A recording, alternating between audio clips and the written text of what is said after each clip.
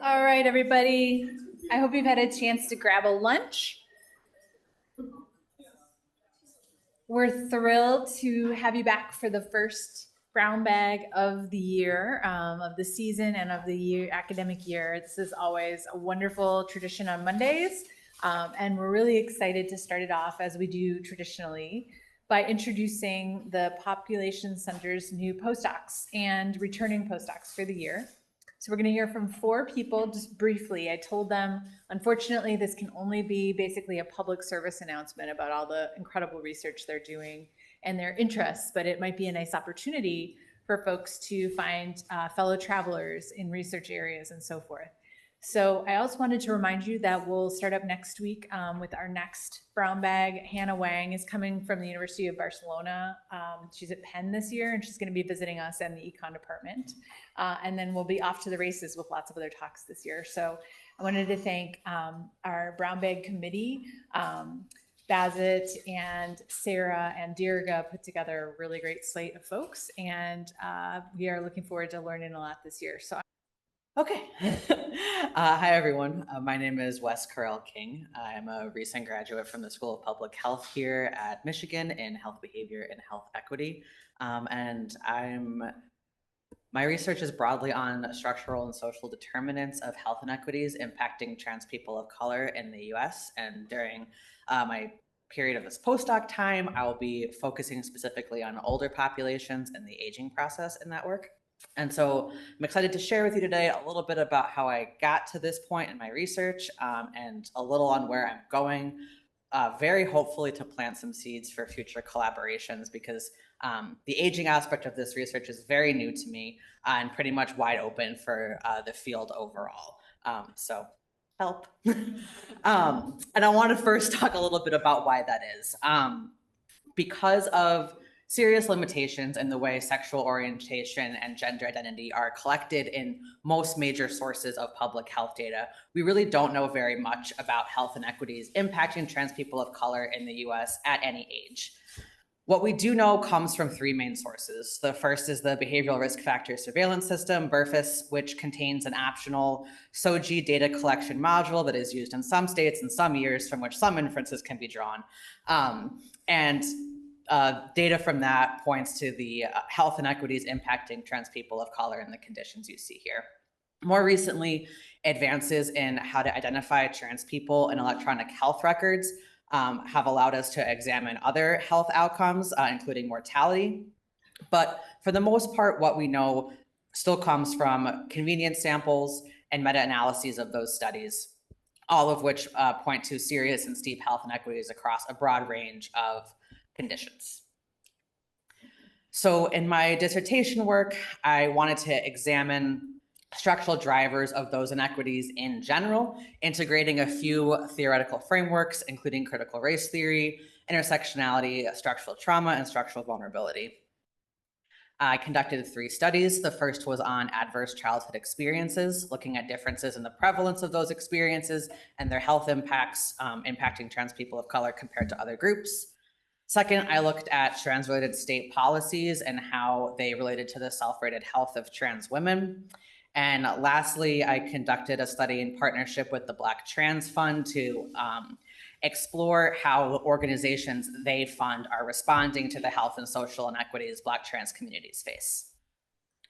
So super brief, no methods, just results.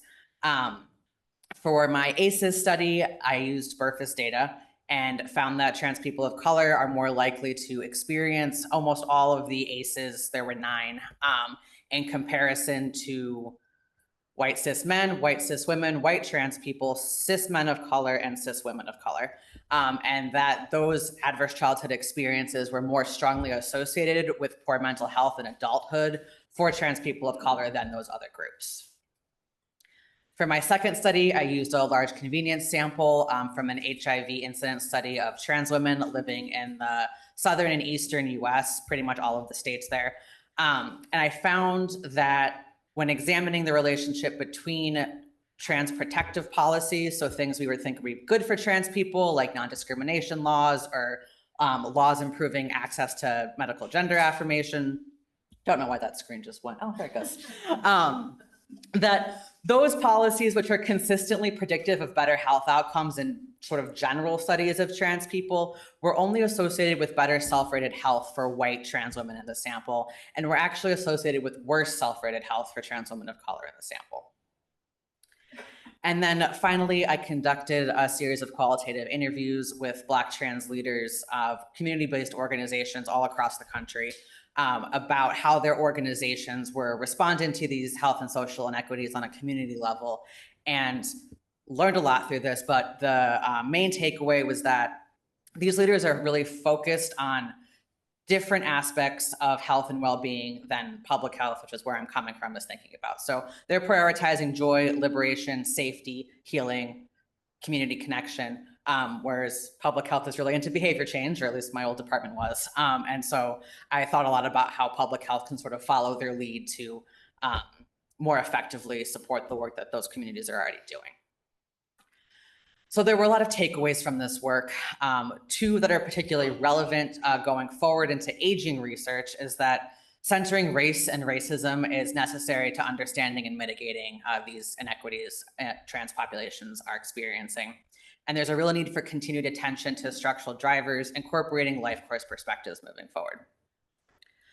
So the big questions I've been sitting with for the 2 weeks that I've been in this postdoc position are, what does aging look like for trans people of color in comparison to other demographics? How do policies and other structural determinants of health influence outcomes for trans people of color in midlife and beyond? And what can I right now actually do given the very limited data sources that I'm dealing with?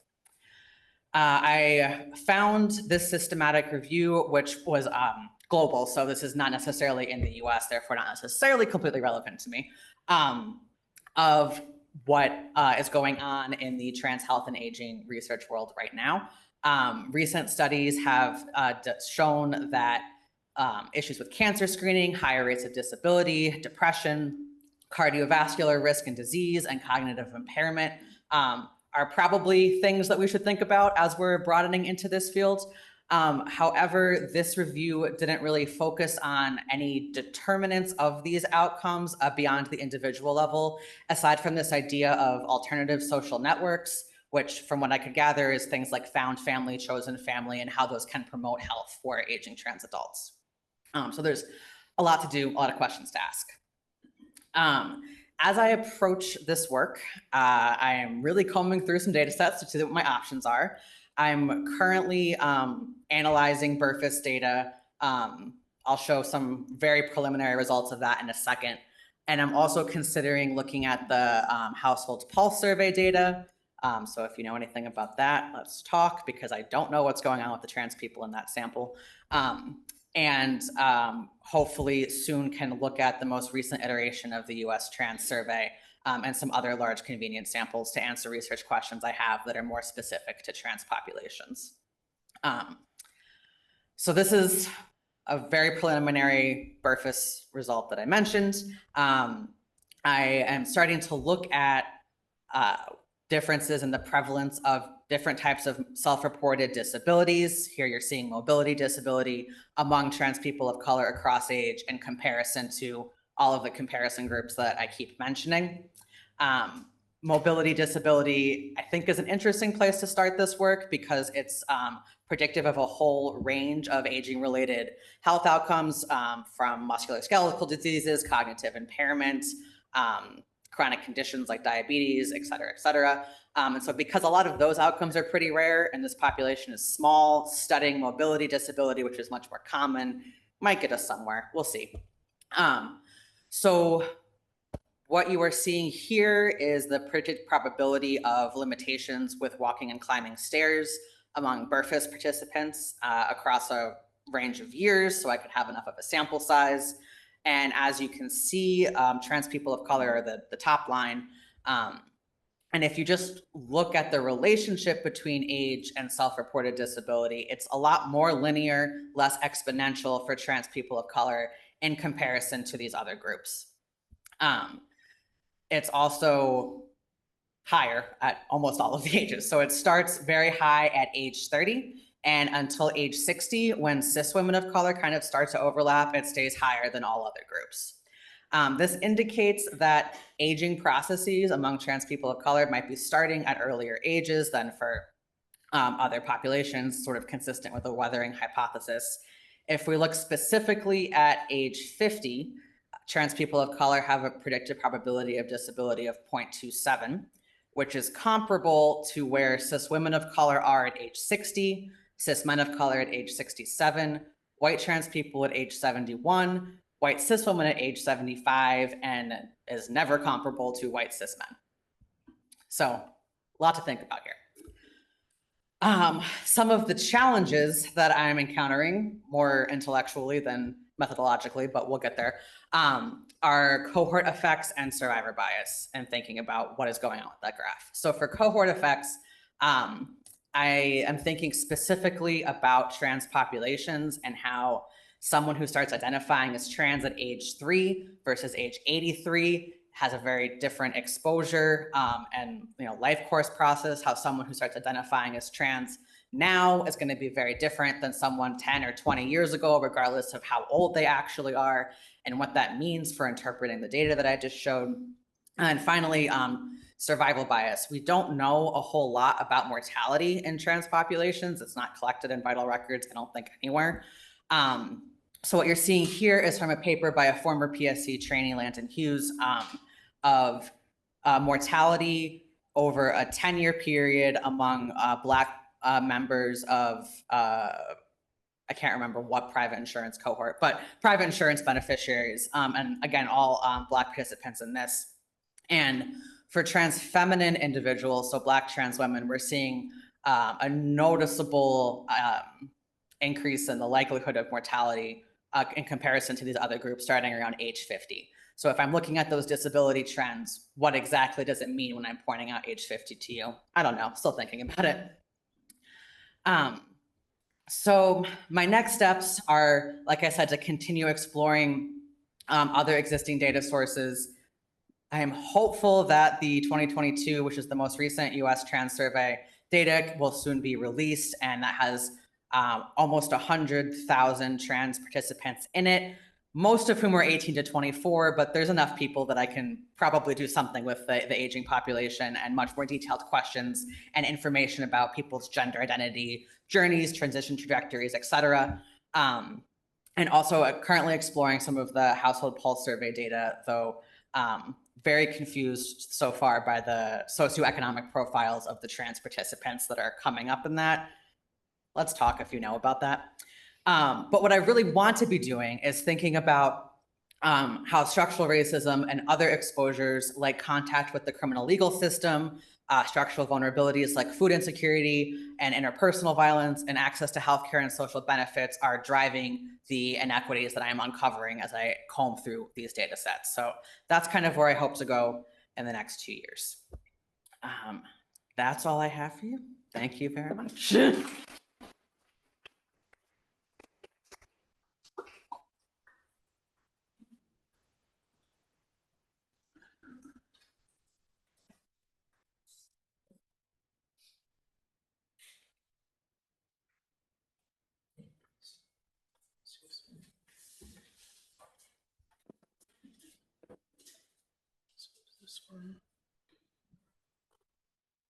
This one.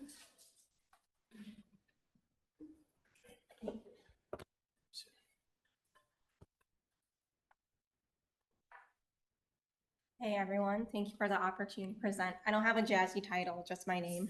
I'm a second year postdoc at the Pop Studies Center. My mentors are Yasmin Kusnoki and Sarah Burgard.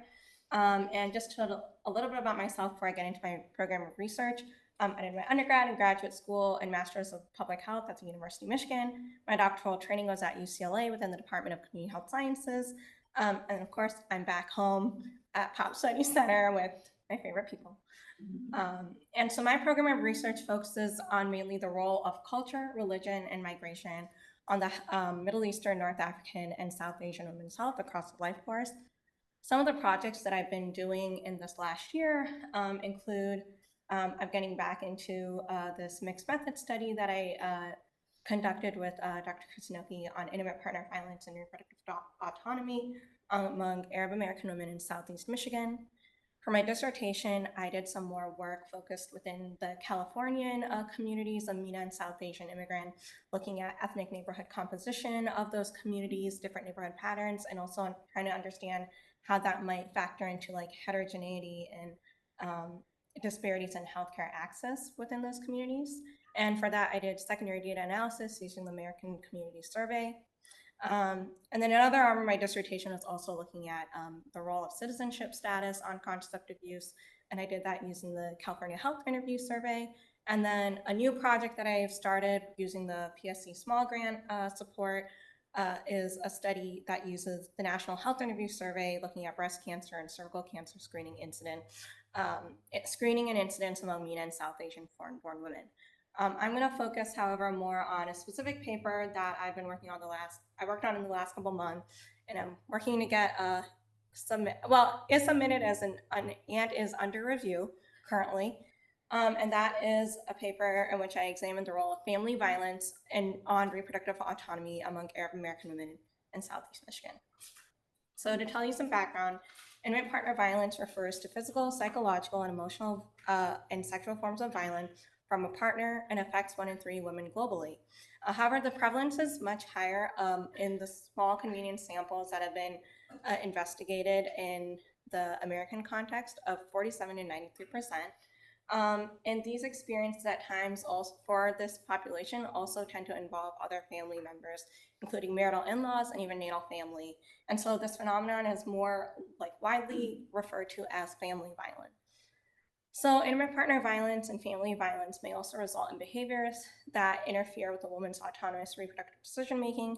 That might be things like someone tampering with their contraception, so birth control sabotage, pregnancy coercion, or controlling the outcome of a pregnancy. Also, these things are also better known as reproductive coercion. And a gap in the literature was that no studies have explored the reproductive health consequences of intimate partner violence or family violence within this population of Arab American women, including their levels of reproductive autonomy. So the aims of this paper specifically was to examine prevalence of family violence, different forms of family violence within the sample of Arab American women, then assess also the reliability of an existing reproductive autonomy scale that had 3 different dimensions of reproductive autonomy within this population, and then also examine then if family violence was associated with the reproductive autonomy subscale. And so this, as I said, was part of a larger mixed method study that had a qualitative and quantitative arm, was conducted in collaboration with Access, which is a nonprofit community organization in Dearborn, Michigan that serves a primarily Arab clientele. And so the quantitative survey itself was informed by the qualitative arm of the study, which was mainly involved focus groups and interview data from community providers, stakeholders, and also community women. So the survey itself included 99 Arab American women aged 18 to 65, 30-minute survey conducted in both English and in Arabic. And the topics of the survey were basically focused on intimate partner violence, a reproductive autonomy scale that is valid and reliable, and tested in other racial and ethnic groups, pregnancy-related outcomes, and healthcare utilization. And I didn't mention it here, but also we also asked about self and partner's religiosity. And so I'm just going to give a very brief overview of the results. So first, we had a pretty diverse sample in terms of region of origin, and that could have been like not just country of birth, but one's heritage that they identified. So it included Iraqi, Lebanese, Syrian, Yemeni women and people of other Middle Eastern backgrounds, North African background. About half the sample was receiving public assistance. The vast majority of the sample was Muslim, religious affiliation, and about 60% were US born and 70% stated that they had ever had sex. And so we found pretty high prevalent, or 56% of the sample had experienced any form of family violence, and the highest form of violence being disrespect, followed by also being physically hurt, being threatened to be hurt, and also there was also at least, nearly or at least 20% of experiences of isolation from family or friends, and even 18% forced sex. And then the next thing was that we found pretty high reliability for the reproductive autonomy subscale with alphas of like 0.9 that we did with like a PCA analysis. And then we also kind of, each of these forms of violence, we ran these separate linear regression models for each one. And when we adjusted for age, nativity, educational attainment, and public assistance and marital status and religiosity. But in some, you can see that almost across the board, you see that family violence, each of these forms of family violence was associated with reduced levels of ability to communicate with one's partner openly about reproductive decision making, and was correlated with lower levels of freedom from coercion. And you don't see a lot going on with decision making, except for you do see some marginal effect of folks who had experienced forced sex also having some limited levels of decision making power. And so essentially, oh, I'm sorry about that typo. So you do see, so first of all, this study is pretty strong that it shows reliability for this measure that had not before been tested in Arab American population, and also an Arabic translated version of that scale. Also, this is one of the first studies to ask about all these different forms of family violence, and also tailor our questions of the type of violence experienced in that population. So, for example, asking about using immigration status as a form of blackmail within this population. And also our findings were similar to findings found in other racial ethnic groups where intimate partner violence and reproductive autonomy have been studied. And then in future steps, I'd want to investigate if family violence was also associated with other adverse pregnancy outcomes like unintended pregnancy or abortion and even contraception use. And then it would also be important to see if these findings can actually be applied in clinical setting, and family violence could be considered or screened for within family planning settings or reproductive health counseling for Arab American women. And so I mentioned this paper is under review. We also have some other papers that we've published from this project, specifically the qualitative data, and also an abstract that we published in Journal for Injury Prevention. And in future work in this next year, I'm actually trying to recruit a Europe student to help me out with getting through this data and go through the qualitative results on the reproductive coercion, and look at factors that are kind of shaping the experiences of reproductive coercion and the perception of this issue within that community, and then also quantitatively look at self and partner's religiosity and how that might be associated with experiences of violence and reproductive coercion within the sample. Thank you so much.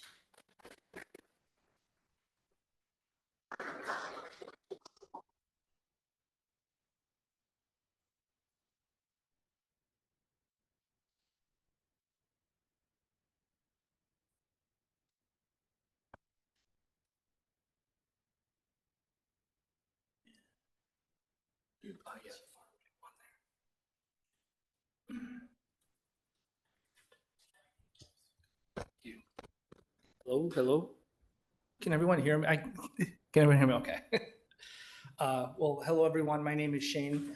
I'm a second year NIA postdoctoral fellow at the Population Studies Center. And I'm going to give you a little update on everything that I've been doing over the past year and moving forward. So first and foremost, I'm from the Detroit area, Macomb County, Oakland University alum. And so being here at Michigan has been quite comforting, kind of a home away from home. And broadly speaking, I'm a disability and global aging researcher. And what does that mean? I look at cross-national disability disparities, largely focusing on gender and urban-rural disparities.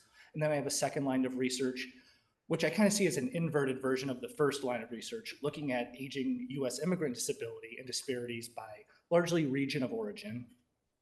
And I've been looking at some newer work on how acculturation informs disability outcomes. In terms of my academic training, I have a health sciences background, attended Tulane School of Public Health, focusing on society, behavior, and development. And I'm a medical sociologist by training at the University of Alabama at Birmingham. And this is my second postdoctoral appointment. I was originally at USC Leonard Davis, and now going into my second year here at PSC, working with Philippa Clark. And so I was going to go over a couple of recent publications that I have and then following some developing work. The first one is on the oldest cross-national comparisons of the oldest old. This was recently featured in the University of Michigan News. And basically what we wanted to look at here is we know that the world is rapidly aging, and the oldest old, that 85 plus demographic, is growing rapidly as well. Now, the literature suggests that the oldest old generally report worse mental health outcomes than their other older adult counterparts.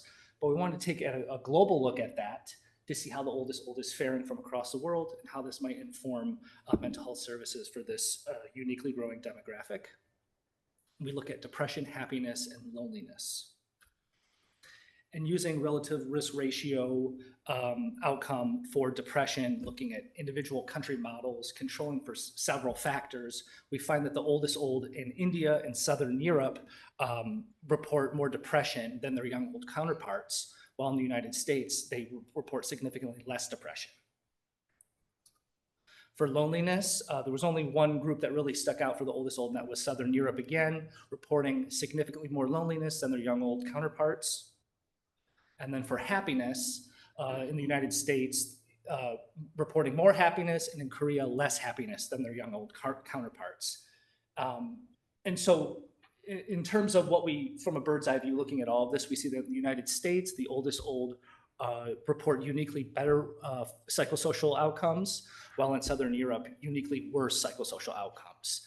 And given that this is cross-sectional data, this isn't necessarily meaning that if you're older and you live in the United States, you're just going to get happier. This is cohort effects. And what we're looking at here is the silent generation of the United States, a very resilient demographic growing up during the Depression and World War II, so on and so forth, while being compared to their young old counterparts, which are that first cohort of baby boomers who really experienced some unique challenges during the housing crisis. So we see that this is more of a subjective understanding of reporting one's mental health. In terms of why Southern Europe is so uniquely disadvantaged, we speculate that this region of the world, we know that they practice strong family ties, and that any disruption to that might affect one's mental health and how they report it. Second publication that recently came out, we looked at functional limitation gender differences across the world, looking at middle-aged and older adults separately. And just to preface what I mean by functional limitation, the disablement process highlighted in the main pathway highlighted in red here suggests that at the far end, disability is when one experiences a limitation of the body and they experience some sort of difficulty with performing a personal task such as dressing or a social task, let's say playing tennis, for example. Now we know that women have a physical disability disadvantage. They report higher rates, largely informed by higher risk of arthritis, and then some social disadvantage, gender inequality playing in there. What is less known is do functional limitations, which are theoretically this context neutral, value neutral phenomenon, does gender inequality inform those functional limitation disparities? And just in the interest of time, showing you some descriptive statistics here, women on the left, men on the right, we do see that Mexico, India, China, and the United States have uniquely higher reports of functional limitation at midlife. And you can see that distinction right here, where it separates them from the rest of Europe. But the lines are a little blurred among men on the right-hand side here. And I'm not going to go into all the details, but we do find that gender inequality informs this gender distinction. And then for some manuscripts in progress, very diverse here. I'm actually going to present on one that I'm really excited about on the European health divide. This is currently under review in JGSS. But what is the European health divide? So in Europe, we know that, and sometimes this is referred to as the East-West mortality paradox. Western Europe tends to be healthier than Eastern Europe. Why is this? Well, the literature suggests that a lot of this has to do with the socialist history of Central and Eastern Europe.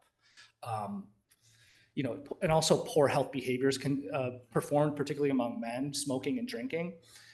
Not a lot of environmental provisions, poor environmental working conditions, and just a general malaise around one's government informs these uniquely poor health outcomes in Central and Eastern Europe. What is less known are those differences within Central and Eastern Europe, knowing that the Baltic states are notably different than the former Yugoslavia. So what we did was, for the descriptive statistics, we looked at age-adjusted rates of different types of disabilities, and there's a reference map here on the right here, so you know exactly what countries we're talking about. But ultimately what we see is that not all disabilities are created equal. We do see that age-adjusted rates of disabilities are uniquely high in Poland and Romania. We also do some regression analyses where we group these 11 countries into 4 groups and use the Baltic region, these 3 at the top, Estonia, Latvia, and Lithuania, as our reference group. And after controlling for an array of factors, we actually find that physical and cognitive disabilities are less prevalent in the Baltic states, but sensory disabilities are uniquely higher in the Baltic states. And what we speculate from there is that occupational workforce conditions in the former Soviet Union inform these uniquely higher rates of sensory disability. And then doing some research on older immigrants in the United States, kind of veering away from the region of origin work that I've been doing, we wanted to look at how acculturation informs rates of disability. And we look at middle-aged and older immigrants separately. And just in the interest of time, once again, after controlling for an array of factors, we see that citizenship is actually a risk to physical disability, while English proficiency protects one of reporting disability. What's less clear is years in the United States. Now, the literature suggests the more time spent in the United States, there's this deleterious effect on immigrants, and they report poor health. However, in our models, we find that among middle-aged immigrants, more time in the United States contributes to disability higher risk, while among older immigrants, more years in the United States leads to less reports of disability. And those are the main effects. But when we interact these different types of acculturation together, we didn't find anything among middle-aged immigrants, but what we did find among older immigrants is that the interaction effect of English proficiency and citizenship on the left-hand side here, and on the right-hand side, when one reports English proficiency and more time in the United States, that reporting both of these things lead to a lower risk of disability, meaning that English proficiency being coupled with these other risk factors may protect one of disability later in life. In terms of my research here at PSC, it's going to be much the same as the last year, really focusing on those cross-national disability disparities once again. I was recently awarded a small grant from PSC to access the Canadian longitudinal study on aging, and to incorporate that into the mix. I'm really excited about doing some differences within North America, and then also doing a cognition study with gender differences. And as you notice from some of the work that I've been doing, these cohort effects are quite intriguing to me. So, and given that history is also integral to what I do, looking at these unique cohort effects is something that excites me. And then in terms of aging US immigrants, over the summer was recently approved for access to restricted data for NHIS. So I'll be able to look at country of origin as opposed to just region of origin to get a little more specific. And I also like to look at sensory disability among this demographic, which is quite understudied. And then in terms of future goals, develop an externally funded independent research portfolio focusing on disability and global aging. My hopes are that such research would inform literature, policy, and programming aimed at long-term and healthcare for older adults with disabilities. And in case you're interested, this is the same day as the D.H. Williams talk shortly after. If you're going to be here on campus, I am doing a practice job talk. I would love your support as well as your feedback. So if you're going to be here, you're more than welcome to attend. And that is all. Thank you.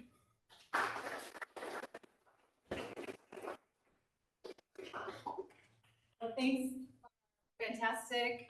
Very brief, talks from our speakers. I think they'll be around in the room if you want to ask a few questions or just say hi. I will see you all next week right here, same place, for our first external speaker of the semester. Thanks for coming.